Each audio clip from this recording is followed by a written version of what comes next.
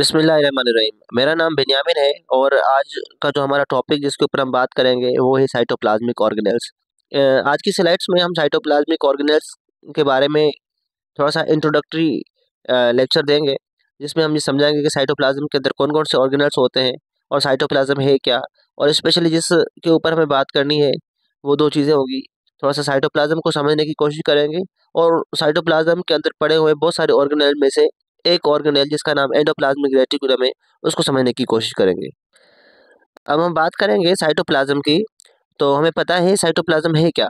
Cytoplasm को हम यूँ डिफाइन कर सकते हैं कि साइटोप्लाज्म एक ऐसा रीजन है जो कि ये न्यूक्लियस की मेम्ब्रेन से शुरू होता है और सेल की मेम्ब्रेन तक खत्म। न्यूक्लियस की मेम्ब्रेन से शुरू होकर सेल की मेम्ब्रेन तक खत्म होने वाला ये जो रीजन है, इस रीजन को हम नाम देंगे साइटोप्लाज्म का। अगर हम आसान अल्फाज में देखने की कोशिश करें और समझने की कोशिश करें तो हम यूँ कह सकते हैं कि साइटोप्लाज्म एक ऐसा रीजन है जो कि न्यूक्लियर मेम्ब्रेन से शुरू होकर सेल मेम्ब्रेन के दरमियान, इनके दरमियान जितना भी स्पेस है उसी स्पेस का नाम साइटोप्लाज्म है। तो ये बात गलत नहीं होगी। यही बात हमने यहाँ पे लिखी है कि न्यूक्लियर मेम्ब्रेन से शुरू होता है ये वाला हिस्सा और सेल की जो मेम्ब्रेन है वहां तक ये हिस्सा जाता है। अच्छा, अगर बात करें इस साइटोप्लाज्म की तो इसके अंदर कौन कौन सी चीज़ें पड़ी हुई हैं। तो साइटोप्लाज्म के अंदर हमें दो कंपोनेंट देखने को मिलेंगे। एक, इनके अंदर ये बहुत सारे छोटे छोटे जिस्म, जैसे कि ये नजर आ रहा है माइटोकॉन्ड्रिया, आपको नजर आ रहा होगा, यहाँ पर गोल्जी कॉम्प्लेक्स नजर आ रहा होगा, यहाँ एंडोप्लाज्मिक रेटिकुलम नजर आ रहा होगा। तो ये जो छोटे छोटे जो जिस्म है, एक तो ये पड़े हुए हैं, इनको इनके अंदर साइटोप्लाज्म के अंदर इन छोटे छोटे जिस्म को हम नाम देते हैं ऑर्गेनेल्स का। तो साइटोप्लाज्म के अंदर एक कंपोनेंट जो हमने देखा वो है ऑर्गेनेल्स। दूसरा, यही ऑर्गेनेल्स तैर रहे हैं एक फ्लूइड के अंदर। ये जो आपको ब्लूइश कलर का पूरा फ्लूइड नजर आ रहा है, पूरे सेल के अंदर जो ये ब्लूइश कलर का फ्लूइड नजर आ रहा है, ये फ्लूइड वाला जो पोर्शन है, इस पोर्शन को हम नाम देते हैं साइटोसोल का, साइटोसोल। तो कहने का मतलब ये है कि साइटोप्लाज्म दो हिस्सों पर मुश्तमिल है, एक ऑर्गेनेल्स, दूसरा ये ऑर्गेनेल जहाँ पर तैर रहे हैं वो साइटोसोल। ऑर्गेनेल छोटे जिस्म होते हैं, हर एक जिस्म का अलग अलग काम होगा और यही इस चैप्टर में हम डिस्कस करेंगे। उनमें से एक छोटा सा जिस्म जिसका नाम एंडोप्लाज्मिक रेटिकुलम है, इसको आज के लेक्चर में डिस्कस करेंगे। और ये तमाम तर ऑर्गेनेल जिस फ्लूइड के अंदर ये तैर रहे हैं, और ये उस फ्लूइड का नाम हमारे पास जो है वो है साइटोसोल। तो यही हमने बात यहाँ पर भी लिखी है। तो अगर हम साइटोप्लाज्म को देखें तो ये एक जेली लाइक सब्सटेंस है जो सेल के अंदर होगा और इसके अंदर बहुत सारे ऑर्गेनेल पड़े हुए हैं और हर एक ऑर्गेनेल का अलग अलग काम होगा। और जो साइटोप्लाज्म है, हमें पता है उसके अंदर बहुत सारी मेटाबॉलिक एक्टिविटीज होती है। अगर वो साइटोप्लाज्म सेल से निकाल दिया जाए तो जितनी भी मेटाबॉलिक एक्टिविटी है वो स्टॉप हो जाएगी। जैसे कि ग्लाइकोलाइसिस होता है, सेल के अंदर जो ग्लूकोज है वो टूटता है पायरोवेट में, उससे एनर्जी मिलती है। ये काम कहाँ हो रहा है, ये सेल के साइटोप्लाज्म में हो रहा है।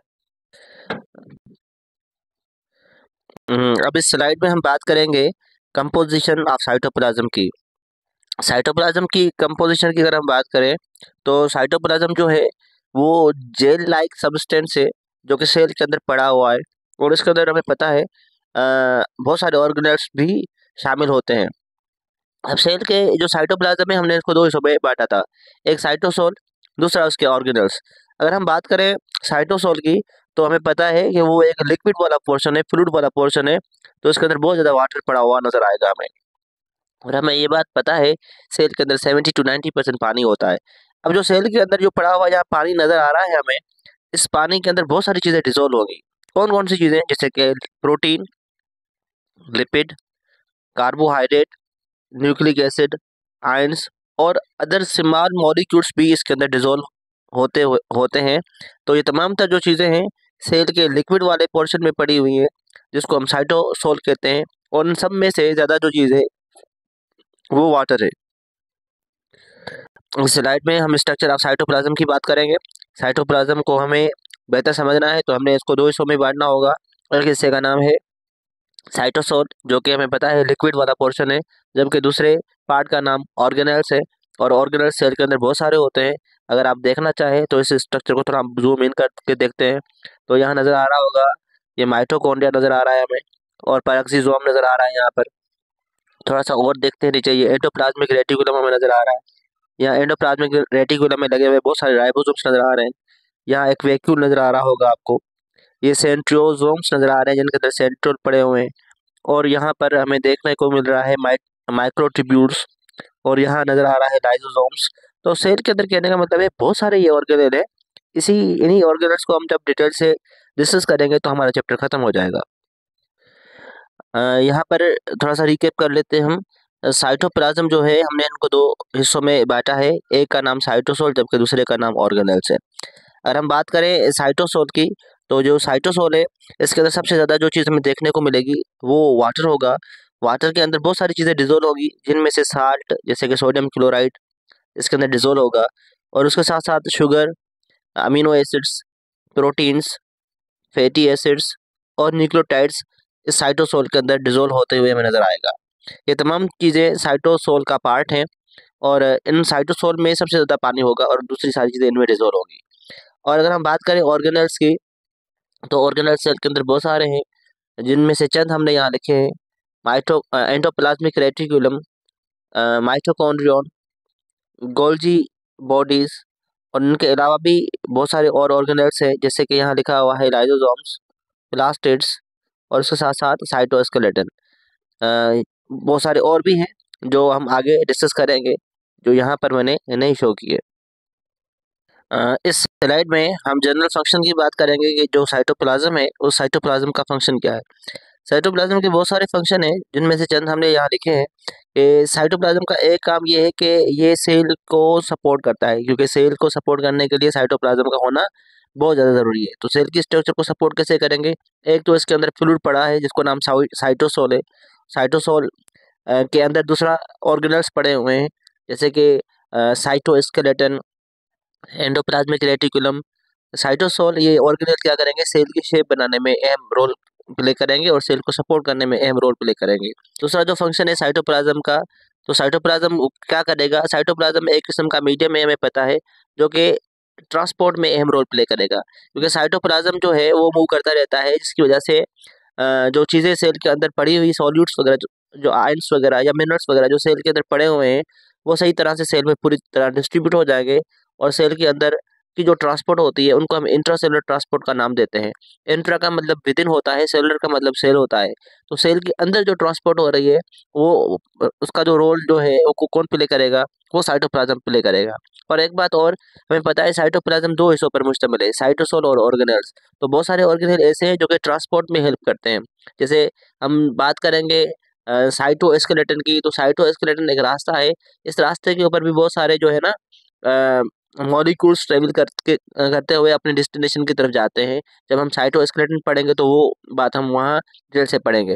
और उसके साथ साथ अगर हम बात करें एंडोप्लाज्मिक रेटिकुलम की, तो एंडोप्लाज्मिक रेटिकुलम जो है वो भी ट्रांसपोर्ट में हेल्प करता है, और ये दोनों ऑर्गेनेल सेल के अंदर पड़े हुए हैं, तो हम कह सकते हैं तो ये इंट्रासेलुलर ट्रांसपोर्ट जो है यहाँ पर हो रही है। इसके अलावा अगर हम बात करें साइटोप्लाज्म का क्या रोल है, तो साइटोप्लाज्म का बहुत ज़्यादा अहम रोल किसमें है? वो ये है कि वो मेटाबॉलिज्म में अपना अहम रोल प्ले करते हैं। और हमें पता है हम जो खाना खाते हैं वो हमारे डाइजेस्टिव सिस्टम से निकलकर ब्लड में आता है, और ब्लड के बाद वो जाता है सेल के अंदर। अब सेल के अंदर ये साइटोप्लाज्म जो है वहाँ पर ग्लूकोज जब आ जाएगा, तो ग्लूकोज वहाँ पर ब्रेक डाउन होगा, तो उसको हम ग्लाइकोलाइसिस का नाम देंगे। अब ग्लाइकोलाइसिस का अमल जो है ग्लूकोज से पायरुवेट का बनना, ये क्या है? सेल के अंदर मेटाबॉलिज्म हो रही है, यानी कि जब भी चीज़ें टूटती हैं उसको हम कैटाबॉलिज्म कहते हैं, और कैटाबॉलिज्म मेटाबॉलिज्म का पार्ट है। तो सेल के अंदर जो है बहुत सारे मेटाबॉलिक एक्टिविटी वो पॉसिबल ना हो सकेगी अगर सेल के अंदर साइटोप्लाज्म ना होगा। और हमें ये भी पता है सेल के अंदर माइटोकॉन्ड्रिया भी है, और माइटोकॉन्ड्रिया जो है वो रेस्पिरेशन में अहम रोल प्ले करता है। तो जिसकी वजह से फर्दर जो है ना ब्रेक डाउन जो होती है, पायरुवेट एसिटल कोए में ब्रेक डाउन होता है, और वहाँ से कार्बन डाइऑक्साइड वाटर वगैरह बनता है। तो कहने का मतलब ये है कि साइटोप्लाज्म मेटाबॉलिज्म में अहम रोल प्ले कर रहा है। तो और भी अगर हम फंक्शन डिस्कस करना चाहें, तो ये है कि वो जो रिमूव करेगा वेस्ट मटेरियल जो सेल के अंदर है। अगर साइटोप्लाज्म ही नहीं होगा तो वेस्ट मटेरियल साइटोप्लाज्म बाहर कैसे निकालेगा? और उसके अलावा अगर हम बात करें सेल के अंदर बहुत सारे ऑर्गेनल होते हैं, जैसे कि माइटोकॉन्ड्रिया वगैरह, जो कि हेल्प करते हैं रेस्पिरेशन में, तो हम कह सकते हैं साइटोप्लाज्म रेस्पिरेशन में हेल्प कर रहा है।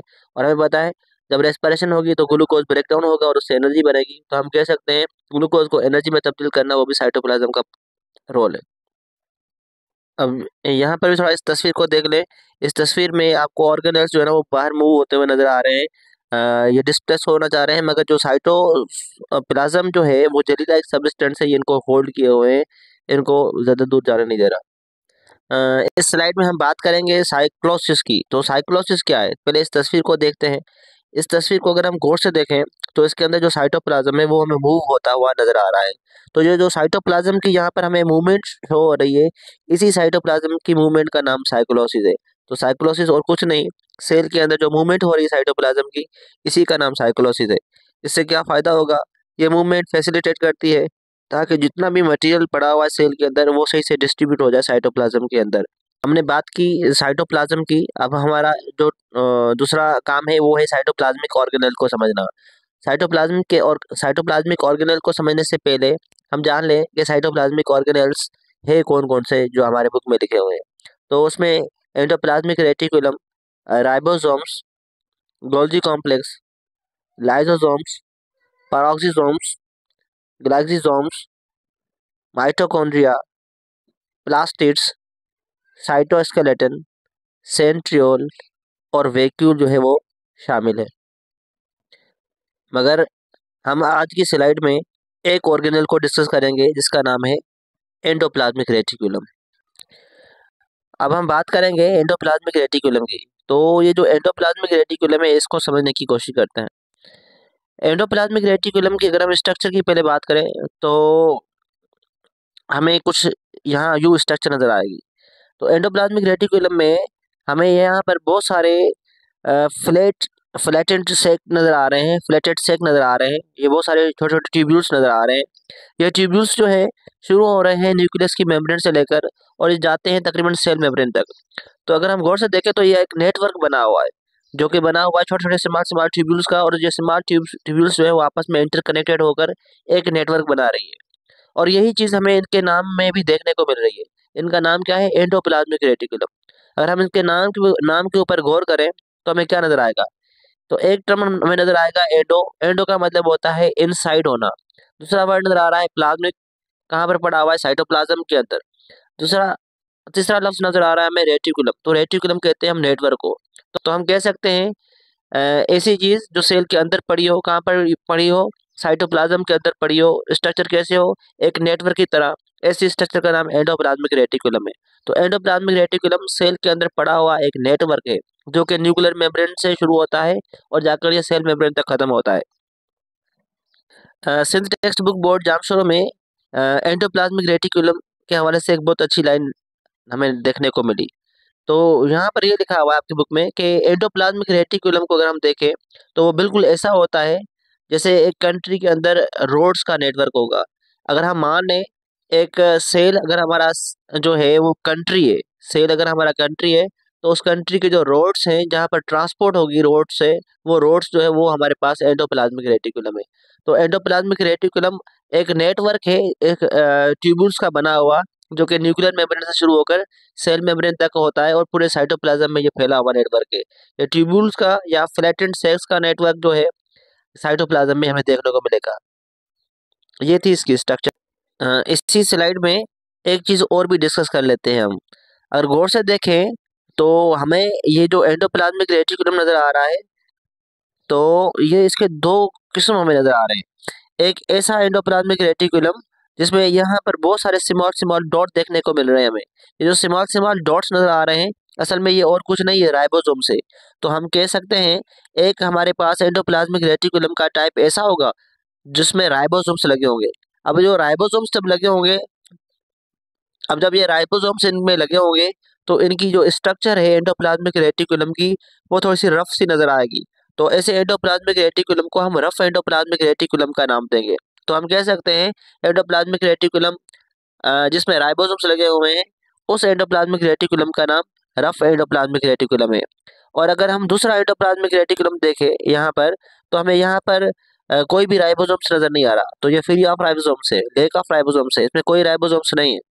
तो ऐसे ये जो स्ट्रक्चर होती है एंडोप्लाज्मिक रेटिकुलम की, वो हमें बहुत ज़्यादा स्मूथ देखने को मिलेगी, कोई रफ सरफेस हमें नजर नहीं आएगा। तो ऐसे एंडोप्लाज्मिक रेटिकुलम को हम नाम देते हैं rough smooth endoplasmic reticulum. Again I repeat, जिसमें कोई भी राइबोसोम्स अटैच नहीं है वो स्मूथ एंडोप्लाज्मिक रेटिकुलम होगा, और जिसमें राइबोसोम्स अटैच होंगे उनको हम रफ एंडोप्लाज्मिक रेटिकुलम कहेंगे। अच्छा, राइबोसोम्स रफ एंडोप्लाज्मिक रेटिकुलम में भी सेल के अंदर हमें नजर आते हैं, और ये फ्रीली फ्लोट करते हुए साइटोसोल में भी हमें नजर आ सकते हैं। यही बात जो हमने डिस्कस की, अब ये इस स्लाइड में भी देखते हैं। इस स्लाइड का टाइटल है टाइप्स ऑफ एंडोप्लाज्मिक रेटिकुलम। तो हमारे पास जो एंडोप्लाज्मिक रेटिकुलम है उनको हमने दो कैटेगराइज में डिवाइड किया गया है, दो कैटेगराइज में डिवाइड किया है। एक का नाम है रफ एंडोप्लाज्मिक रेटिकुलम, जबकि दूसरे का नाम स्मूथ एंडोप्लाज्मिक रेटिकुलम है। हमें पता है रफ एंडोप्लाज्मिक रेटिकुलम वो होगा जिनमें राइबोसोम्स अटैच होंगे, और स्मूथ एंडोप्लाज्मिक रेटिकुलम वो होगा जिसमें राइबोसोम्स अटैच ना होंगे। इस स्लाइड में जो याद करने की बात ये है कि ये जो दोनों टाइप है एंडोप्लाज्मिक रेटिकुलम के, ये किस बेसिस पर है, तो इनके अपीयरेंस की बेसिस पर है और इनके फंक्शन के बेसिस पर हमने ये एंडोप्लाज्मिक रेटिकुलम के दो टाइप बनाए। शक्ल के लिहाज से इनके अपीयरेंस कैसा है, इनमें राइबोसोम्स है या नहीं है, एक तो ये, दूसरा इनके फंक्शन क्या है। अब इस स्लाइड में हम बात करेंगे रफ एंडोप्लाज्मिक रेटिकुलम की। तो यहाँ पर हमें ये नजर आ रहा है न्यूक्लियस। तो न्यूक्लियस के बाहर लगा हुआ एक नेटवर्क नजर आ रहा है जिसमें बहुत सारे स्मॉल स्मॉल डॉट हैं। इस स्मॉल स्मॉल डॉट वाले नेटवर्क को हम नाम दे रहे हैं रफ एंडोप्लाज्मिक रेटिकुलम का। और इसी तस्वीर को हमने यहाँ बाहर जूम इन करके दिखाया है कि रफ एंडोप्लाज्मिक रेटिकुलम ऐसा नजर आता है। ये जो सिलसिला है बहुत सारे स्मॉल ट्यूब्यूल्स का, और इसमें लगे हुए आपको राइबोसोम्स भी नजर आ रहे हैं, इसी का नाम रफ एंडोप्लाज्मिक रेटिकुलम है। तो रफ एंडोप्लाज्मिक रेटिकुलम ऐसा एंडोप्लाज्मिक रेटिकुलम होगा जिसमें क्या अटैच होगा, जिसमें बहुत ज्यादा राइबोसोम्स अटैच होते हुए हमें नजर आएंगे। और हमें पता है राइबोसोम्स को हम प्रोटीन फैक्ट्री भी कहते हैं। तो इसका मतलब ये हुआ, ये रफ एंडोप्लाज्मिक रेटिकुलम फैसिलिटेट करेगा ताकि प्रोटीन सिंथेसिस हो। इससे हमें एक और बात समझने को मिल रही है। तो रफ एंडोप्लाज्मिक रेटिकुलम उन सेलों में हमें ज्यादा देखने को मिलेगा जिन सेलों के अंदर प्रोटीन सिंथेसिस ज्यादा हो रही है। और प्रोटीन जो है वो कैसे बनता है, हमें पता है डीएनए से आरएनए बनेगा, और ये आरएनए जो है वो आएगा राइबोसोम्स के पास, और राइबोसोम्स उसको प्रोटीन, उससे उससे इंफॉर्मेशन लेकर प्रोटीन की सिंथेसिस करेंगे।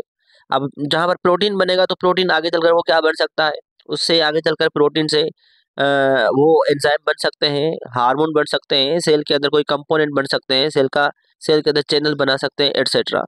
तो उनमें से अगर हम देखें रफ एंडोप्लाज्मिक रेटिकुलम, तो उनकी लोकेशन कहाँ है, किन सेलों में ज़्यादा होंगे, तो ऑफ कोर्स उन सेलों में ज़्यादा होंगे जहाँ पर प्रोटीन की सिंथेसिस ज़्यादा होगी। तो प्रोटीन बनाने वाले जो सेल है वो कौन कौन से हैं? हमारे पास सैलिवरी ग्लैंड्स और पैंक्रियाज जो है उनके अंदर अगर हम देखें तो प्रोटीन सिंथेसिस ज़्यादा होगी। वो क्यों? क्योंकि हमारे पास जो सलाइवरी ग्लैंड्स है, हमें पता है सलाइवरी ग्लैंड्स ऐसे ग्लैंड है जो सलाइवा प्रोड्यूस करते हैं, और सलाइवा के अंदर क्या होता है, सलाइवा के अंदर बहुत सारे एंजाइम्स होते हैं। उनमें से अमाइलेज एक एंजाइम है, और अमाइलेज किसका बना हुआ है, वो प्रोटीन का बना हुआ है। तो हमने ये देखा कि सलाइवरी ग्लैंड जो है वो बहुत सारे अमाइलेज एंजाइम बनाएंगे, और अमाइलेज प्रोटीन का बना होता है, और प्रोटीन वहाँ बनेगा जहाँ पर राइबोसोम्स होंगे। और राइबोसोम्स कहाँ ज़्यादा लगे होते हैं, वो रफ एंडोप्लाज्मिक रेटिकुलम में ज़्यादा लगे होते हैं। और दूसरी बात, ये कहाँ नजर आएंगे हमें, ये पेंक्रियाज में भी नजर आएंगे। अब पेंक्रियाज में क्यों नजर आएंगे, हमें देखने को यहाँ मिलेगा कि पेंक्रियाज के अंदर भी प्रोटीन सिंथेसिस ज्यादा होती है। मिसाल, पेंक्रियाज इंसुलिन बनाता है। अब इंसुलिन बनाने के लिए क्या है, इंसुलिन अगर हम देखें तो वो एक किस्म का हार्मोन है, और ये हार्मोन जो है उसकी नेचर क्या है, ये हार्मोन प्रोटीन के बने हुए हैं। और जो प्रोटीन के बने हुए, तो प्रोटीन को कौन बनाएगा, वो बनाएगा राइबोसोम्स। और राइबोसोम्स कहाँ ज्यादा लगे होते हैं, अगेन वो रफ एंडोप्लाज्मिक रेटिकुलम में ज्यादा लगे होते हैं। तो हमने देखा कि इनकी लोकेशन कहाँ है और वहाँ पर प्रोटीन सिंथेसिस कैसे हो रही है। अच्छा, अगर हम थोड़ी सी बात कर लें इनकी फंक्शन की, तो फंक्शन क्या होगा इनका, सबसे प्राइम फंक्शन तो यही होगा, ये प्रोटीन को बनाएंगे। अच्छा, प्रोटीन को बनाना, प्रोटीन सिंथेसिस करना, फिर उसी प्रोटीन को जो है वो क्या करेंगे, फिर वो फर्दर फोल्ड करेंगे, मॉडिफाइड करेंगे और ट्रांसपोर्ट करवाएंगे प्रोटीन की, ताकि दूसरे ऑर्गेनेल में जाकर मजीद इसकी अगर मॉडिफिकेशन होनी है या फला डेस्टिनेशन तक जाना है तो हो जाए। तो इनके जो फंक्शन है वो फंक्शन में प्रोटीन सिंथेसिस करवाना, और उसके साथ प्रोटीन की फोल्डिंग करवाना, या प्रोटीन के अंदर कोई मॉडिफिकेशन करवाना, प्रोटीन के साथ कोई और मालिक्यूल जो है अटैच करवाना, कार्बोहाइड्रेट वगैरह। और उसके अलावा प्रोटीन की ट्रांसपोर्ट करवाना, ये तमाम तर जो फंक्शन है वो रफ एंडोप्लाज्मिक रेटिकुलम। अब हम इस स्लाइड में बात करेंगे स्मूथ एंडोप्लाज्मिक रेटिकुलम की। तो स्मूथ एंडोप्लाज्मिक रेटिकुलम नाम से पता चल रहा है ये स्मूथ है, इसमें कोई भी राइबोसोम्स नहीं होंगे, ये लैक ऑफ राइबोसोम्स होगा। सही, तो राइबोसोम्स इसमें अटैच नहीं होंगे। यहाँ पर ये स्ट्रक्चर नजर आ रही है स्मूथ एंडोप्लाज्मिक रेटिकुलम की। तो स्मूथ एंडोप्लाज्मिक रेटिकुलम में हमें कोई भी राइबोसोम्स नजर नहीं आ। अब इस तस्वीर को भी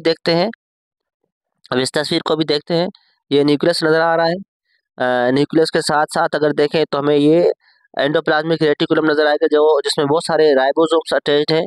राइबोसोम्स अटैच जिसमें हो उनको नाम देते हैं हम रफ एंडोप्लाज्मिक रेटिकुलम का। तो ये हमारे पास जो है वो रफ एंडोप्लाज्मिक रेटिकुलम हमें नजर आ रहा है। तो इस रफ एंडोप्लाज्मिक रेटिकुलम के साथ अगर देखें तो एक और एंडोप्लाज्मिक रेटिकुलम नजर आ रहा है जिसका नाम स्मूथ एंडोप्लाज्मिक रेटिकुलम है, जिसमें कोई भी राइबोसोम अटैच नहीं है। तो न्यूक्लियस, उसके बाद रफ एंडोप्लाज्मिक रेटिकुलम और उसके बाद स्मूथ एंडोप्लाज्मिक रेटिकुलम हमें नजर आ रहा है। अच्छा, ट्रांसपोर्ट यूं भी हो सकती है कि चीजें जो है वो रफ एंडोप्लाज्मिक रेटिकुलम में बनकर स्मूथ एंडोप्लाज्मिक रेटिकुलम में आए और उसके बाद गोल्गी कॉम्प्लेक्स में जाए, ऐसा भी ट्रांसपोर्ट का मैकेनिज्म हो सकता है। अब हम बात करेंगे स्मूथ एंडोप्लाज्मिक रेटिकुलम की कि उनकी जो लोकेशन है वो कहाँ पर होते हैं, यानी कि स्मूथ एंडोप्लाज्मिक रेटिकुलम किन सेलों में ज़्यादा पाए जाएंगे या कहाँ पर ये हमें देखने को मिलेंगे। अच्छा, स्मूथ एंडोप्लाज्मिक रेटिकुलम जो है वो हमें नज़र आते हैं उन सेलों के अंदर जो कि हमारे पास हैं एडिपोज सेल, इंटरस्टिशियल सेल और लिवर सेल। अब ये जो एडिपोज सेल है या इंटरस्टिशियल सेल्स हैं या फिर लिवर सेल है, इनके अंदर इनका काम क्या होगा? इनके बहुत सारे काम होते हैं स्मूथ एंडोप्लाज्मिक रेटिकुलम के। वन बाय वन करके डिस्कस करते हैं। अगर हम बात करें एडिपोज सेल की, तो एडिपोज सेल्स वो सेल्स होते हैं जहाँ हमारा फैट स्टोर होता है। लिपिड को स्टोर करना या लिपिड को सिंथेसाइज करने वाले जो सेल है, उन सेलों के अंदर देखें तो वो सेल कौन से होंगे? वो हमारे पास एडिपोज सेल होंगे। और इन्हीं एडिपोज सेल का काम क्या होगा? यहाँ पर एडिपोज सेल का काम ये होगा कि जो इनके अंदर जो स्मूथ एंडोप्लाज्मिक रेटिकुलम है वो लिपिड को सिंथेसाइज करेंगे और लिपिड को स्टोर करने में अहम रोल प्ले करेंगे। बस फिलहाल ये याद रखें, एडिपोज सेल्स वो सेल्स होते हैं जिनका काम सिंथेसाइज करना होता है लिपिड को और लिपिड को स्टोर करना होता है, और ये जो काम एडिपोज सेल के अंदर करेगा उसका नाम स्मूथ एंडोप्लाज्मिक रेटिकुलम है। ये बात याद करनी है। अब हम बात करेंगे इंटरस्टिशियल सेल्स की। तो इंटरस्टिशियल सेल के अंदर भी क्या होगा? स्मूथ एंडोप्लाज्मिक रेटिकुलम ज्यादा होगा। तो सबसे पहले ये देखें कि इंटरस्टिशियल सेल्स होगा किन सेलों में। ये इंटरस्टिशियल सेल पाया जाता है हमारे एंडोक्राइन ग्लैंड्स के अंदर। अब ऐसे एंडोक्राइन ग्लैंड्स जिनका काम क्या होगा? जिनका काम होगा स्टीरॉयड हार्मोन बनाना, ये वहां देखने को हमें मिलेंगे। ये कौन से सेल हो सकते हैं? जैसे मेल के अंदर टेस्टिस, फीमेल के अंदर ओवरीज जो है। यहाँ पर हमें क्या नजर आएगा? यहाँ पर स्टीरॉयड हार्मोन हमें बनते हुए नजर आएंगे। तो उनके अंदर क्या होगा? उन सेलों के अंदर स्मूथ एंडोप्लाज्मिक रेटिकुलम ज्यादा होगा।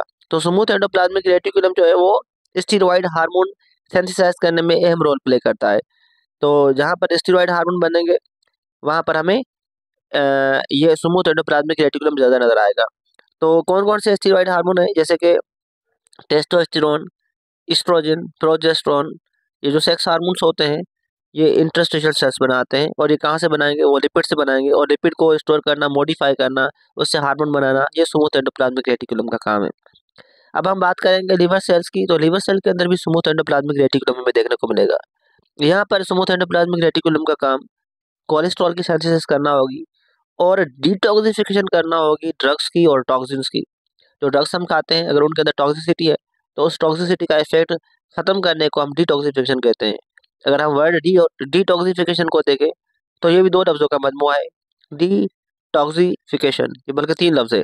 डी का मतलब होता है रिमूव करना, टॉक्सिक मतलब बेकार मादे, पॉइजन्स वाले, और आखिर में जब ऑप्शन लग जाए तो समझ जाना है ये किसी प्रोसेस का नाम है। ऐसा प्रोसेस जिसमें बेकार मादे जो है वो रिमूव हो रहे हो उसको हम नाम देंगे डिटॉक्सिफिकेशन का, या ऐसा अमल जिसमें बेकार मौदों का जो जहर है वो खत्म हो रहा हो उनको डिटॉक्सिफिकेशन का नाम देंगे। तो लीवर के अंदर कोलेस्ट्रॉल बनाना और लीवर के अंदर डिटॉक्सिफिकेशन करना ड्रग्स की और टॉक्सिन्स की, इसी का नाम ये काम जो है वो कौन सा अंजाम देगा? वो स्मूथ एंडोप्लाज्मिक रेटिकुलम सर अंजाम देगा। अच्छा, कोलेस्ट्रॉल के बारे में एक और बात बताता चलूं। तो कोलेस्ट्रॉल जो है अगर हमारी बॉडी में एक्सेसिव हो जाता है तो हमें उनको रिमूव करना होगा अपनी बॉडी से, और ये काम कौन करेंगे? वो लीवर के सेल करेंगे। नतीजे में कोलेस्ट्रॉल जो है वो बाइल की शेप में लीवर से निकल कर गाल ब्लैडर में आएगा और गाल ब्लैडर से वो इंटेस्टाइन में आएगा और इंटेस्टाइन से फिर हमारी बॉडी से बाहर एक्सपेल हो जाएगा। अब हम बात करेंगे इस स्लाइड में फंक्शन ऑफ एंडोप्लाज्मिक रेटिकुलम। अब यहाँ पर जनरल फंक्शन लिखे हुए हैं जो कि रफ और स्मूथ एंडोप्लाज्मिक रेटिकुलम दोनों के साथ में है। अब हमें पता है कि रफ एंडोप्लाज्मिक रेटिकुलम में राइबोसोम्स लगे होते हैं। तो यानी कि हम यूँ कह सकते हैं कि जो हमारे पास एंडोप्लाज्मिक रेटिकुलम है ये एक किस्म का प्लेटफॉर्म प्रोवाइड करेगा जिसमें क्या होंगे? राइबोसोम्स आकर अटैच्ड होंगे। दूसरा काम क्या करेंगे ये? दूसरा, ये सेल के अंदर अगर देखें हम तो इस सेल को मैकेनिकल सपोर्ट प्रोवाइड करते हैं, यानी कि सेल की जो शेप बनाने में, मैकेनिकली सेल को सपोर्ट करने में इनका अहम रोल होता है। तीसरी अगर हम बात करें एंडोप्लाज्मिक रेटिकुलम की, तो हमें पता है एंडोप्लाज्मिक रेटिकुलम वो बहुत ज़्यादा फोल्डेड स्ट्रक्चर है जिसकी वजह से इसका सरफेस एरिया जो है वो बहुत ज़्यादा इंक्रीज होगा। जब सरफेस एरिया इनका इंक्रीज होगा तो नतीजे में मेटाबॉलिक एक्टिविटी भी इंक्रीज होगी। जैसे कि एंडोप्लाज्मिक रेटिकुलम अगर रफ है, तो रफ एंडोप्लाज्मिक रेटिकुलम का सरफेस एरिया ज़्यादा है, तो उसमें बहुत ज़्यादा राइबोसोम्स आकर अटैच हो सकते हैं। अगर सरफेस एरिया कम होता है तो राइबोसोम्स कम आकर अटैच होते हैं। अब राइबोसोम्स अटैच हो जाएंगे तो उनका काम होगा प्रोटीन की सिंथेसिस करवाना, और प्रोटीन की सिंथेसिस करवाना ये एक मेटाबॉलिक एक्टिविटी है। ज़्यादा सरफेस एरिया होगा, ज़्यादा राइबोसोम्स अटैच होंगे, ज़्यादा राइबोसोम्स अटैच होंगे, ज़्यादा प्रोटीन की सिंथेसिस होगी, ज़्यादा प्रोटीन की सिंथेसिस होगी, ज़्यादा मेटाबॉलिक एक्टिविटी होगी। अच्छा, नेक्स्ट पॉइंट हम डिस्कस करेंगे वो ये है कि जो सेल के अंदर ट्रांसपोर्ट होती है, जिसको हम इंट्रासेलुलर ट्रांसपोर्ट कहते हैं, ये ट्रांसपोर्ट प्रोवाइड करने में भी एंडोप्लाज्मिक रेटिकुलम का अहम रोल है। एंडोप्लाज्मिक रेटिकुलम ये एक किस्म का पाथवे प्रोवाइड करेंगे। इस पाथवे के तहत सेल के अंदर जो चीज़ें हैं उनकी ट्रांसपोर्ट करवाई जाएगी। हमें पता है, जिस तरह से हमने पहले भी बात ये डिस्कस की है, कि जैसे कंट्री होता है, उस कंट्री के अंदर बहुत सारे रोड्स होते हैं और रोड की वजह से बहुत सारी ट्रांसपोर्ट होती है। अगर हम मान लें कि सेल एक जो है कंट्री है, तो इसके अंदर जो रोड्स है वो हमारे पास एंडोप्लाज्मिक रेटिकुलम है। इस रोड की वजह से क्या होगा, सेल के अंदर ट्रांसपोर्ट होगी। तो एंडोप्लाज्मिक रेटिकुलम की अगर हम बात करें तो वो यही काम सरअंजाम देते हैं। फॉर सपोज सेल के अंदर प्रोटीन बनता है, हमें पता है वो कहाँ पर बनेगा, वो बनेगा वहाँ जहाँ राइबोसोम्स होंगे। और राइबोसोम्स कहाँ ज़्यादा होते हैं, वो होते हैं रफ एंडोप्लाज्मिक रेटिकुलम में। तो रफ एंडोप्लाज्मिक रेटिकुलम प्रोटीन बनाएगा, और प्रोटीन ना सिर्फ बनाएगा, उसी प्रोटीन को पैक करके वो आगे भी फॉरवर्ड करेगा, और वो जो प्रोटीन आगे ट्रेवल करता हुआ दूसरे ऑर्गेनल की तरफ जाएगा, तो ये इसी एंडोप्लाज्मिक रेटिकुलम के अंदर से ट्रेवल करता हुआ जाएगा। तो ये जो सेल के अंदर ट्रांसपोर्ट हो रही है, इसको हम कहते हैं इंट्रा सेलुलर सर्कुलेशन, और ये पाथवे प्रोवाइड करता है एक सारा काम हो। इसको हम आगे एनिमेशन की मदद से ज़्यादा बेहतर समझेंगे। नेक्स्ट पॉइंट जो है वो ये है कि हमारे पास जो डिटॉक्सिफिकेशन होती है, जो लिवर बहुत सारी ड्रग्स को डिटॉक्सिफाई करता है, तो उनके अंदर जो डिटॉक्सिफिकेशन का अमल है वो कौन करवाएगा, वो भी हमें पता है कि वो स्मूथ एंडोप्लाज्मिक रेटिकुलम करवाएगा। यानी कि एंडोप्लाज्मिक रेटिकुलम का काम डिटॉक्सिफिकेशन है, ये हमने पहले भी डिस्कस किया है। अब एक और बात वो ये है कि सेल के अंदर कैल्शियम को स्टोर करना और रिलीज करवाना, ये भी एंडोप्लाज्मिक रेटिकुलम का काम है। हम जब इंटर की स्लाइड्स को डिस्कस करेंगे, इंटर में जब हम आएंगे, तो वहाँ पर हम देखेंगे कि हमारे पास जो मसल सेल्स होते हैं उनके अंदर भी एक एंडोप्लाज्मिक रेटिकुलम होता है, जिनका काम कैल्शियम को स्टोर करवाना और रिलीज करवाना होता है। और उसी एंडोप्लाज्मिक रेटिकुलम का नाम सार्कोप्लाज्मिक रेटिकुलम होता है, और जिसकी वजह से क्या होगा, मसल्स की मूवमेंट होती है। हम ये एक तस्वीर की मदद से आगे समझेंगे। एक और काम भी है लिपिड सेंथेसिस करना। लिपिड सेंथेसिस करना ये किसका काम है, ये भी स्मूथ एंडोप्लाज्मिक रेटिकुलम का काम है। ये भी एंडोप्लाज्मिक रेटिकुलम का ही फंक्शन है। इस स्लाइड में हम एंडोप्लाज्मिक रेटिकुलम के रोल को समझने की कोशिश करेंगे। तो एंडोप्लाज्मिक रेटिकुलम हमारे पास दो किस्म के हैं, एक रफ और एक स्मूथ। यहाँ पर नजर आ रहा है रफ एंडोप्लाज्मिक रेटिकुलम। अब रफ इसलिए क्योंकि यहाँ पर राइबोसोम अटैच होंगे, जिसकी वजह से ये प्रोटीन सिंथेसिस का काम करेंगे। सपोज मान लेते हैं कि इन्होंने जो है ना अपने अंदर प्रोटीन बनाना शुरू किया और उन्होंने प्रोटीन बना लिया कोई। अब यहाँ पर जो प्रोटीन बना हुआ हमें नजर आ रहा है, ये बहुत सारे प्रोटीन में नजर आ रहे हैं आपको डॉट डॉट से। अब ये प्रोटीन जो है एक मेम्ब्रेन जो है एंडोप्लाज्मिक रेटिकुलम की ही मेम्ब्रेन इसके चारों तरफ आ जाएगी, और एक किस्म की वेसिकल बनेगी। और जो प्रोटीन जो है यहाँ पर पैक होते हुए नजर आ रहे हैं एक वेसिकल के अंदर, एक थैली के अंदर। और इसी वेसिकल और थैली के अंदर जो प्रोटीन बन चुके हैं वो आगे चलकर ट्रांसपोर्ट हो रहे हैं, और ये ट्रांसपोर्ट जो हो रहे हैं इसी वेसिकल का नाम दे रहे हैं हम ट्रांसपोर्ट वेसिकल। अब ये कहाँ जाकर फ्यूज होगा, ये फ्यूज हो रहा है कहाँ पर, यहाँ पर हमें नजर आ रहा है ये फ्यूज हो रहा है गोल्जी कॉम्प्लेक्स के साथ। अब गोल्जी कॉम्प्लेक्स के जिस हिस्से के साथ फ्यूज होता है, इस हिस्से का नाम है सिस फेस। तो सिस फेस ऐसा फेस होता है गोल्जी कॉम्प्लेक्स का, जो कि एंडोप्लाज्मिक रेटिकुलम से जो चीज़ें आ रही हैं और ये वहाँ से इस फेस के जरिए उन चीज़ों को रिसीव करेगा, और उसके बाद ये चीज़ें यहाँ पर ट्रेवल करते हुए फिर गोल्जी कॉम्प्लेक्स जो है इनको फर्दर मॉडिफाई करेगा, पैक भी कर सकता है, और उसको फिर ये फर्दर पैकिंग करने के बाद ये फिर सेल के बाहर यहाँ एक्सोसाइटोसिस के तहत इन प्रोटीन के मालिक्यूल को बाहर निकाल कर भेज रहा है। तो अब जरा देखें इस स्लाइड में हमें क्या नजर आ रहा है। इस स्लाइड में जो राइबोसोम्स ने प्रोटीन बनाए, अब प्रोटीन बनाएंगे कौन, वो बनाएंगे रफ एंडोप्लाज्मिक रेटिकुलम। बनाने के बाद वो कहाँ जा रहे हैं, सेल के बाहर जा रहे हैं। तो ये सेल के बाहर कैसे जाएंगे, जब ये बनाकर वो भेजेंगे किसके पास, गोल्जी कॉम्प्लेक्स के पास। तो गोल्जी कॉम्प्लेक्स इनको निकाल कर बाहर भेजेगा।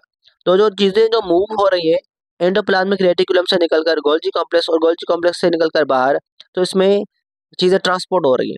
अब ट्रांसपोर्ट में गोल्जी कॉम्प्लेक्स के साथ साथ अगर हम देखें एंडोप्लाज्मिक रेटिकुलम का भी अहम रोल है कि एंडोप्लाज्मिक रेटिकुलम चीज़ों को सेल के बाहर या सेल के अंदर जो मूवमेंट हो रही है वो करवाने में चीज़ों को बड़ी अहम सपोर्ट प्रोवाइड कर रहा है।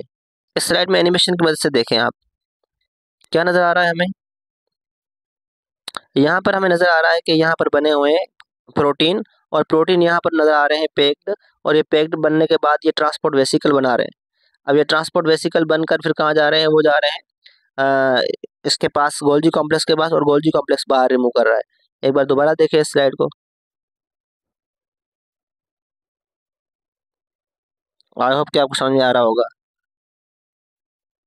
किस तरह से चीज़ें मूव हो रही हैं। इस स्लाइड में भी ट्रांसपोर्ट दिखाई गई है, किस तरह से प्रोटीन मॉलिक्यूल की जो है वो मूवमेंट हो रही है। अब ये एंडोप्लाज्मिक रेटिकुलम में एक पर्पल कलर का प्रोटीन आ रहा है, अब यहाँ से निकल कर ये फ्यूज होगा गोल्जी कॉम्प्लेक्स के साथ।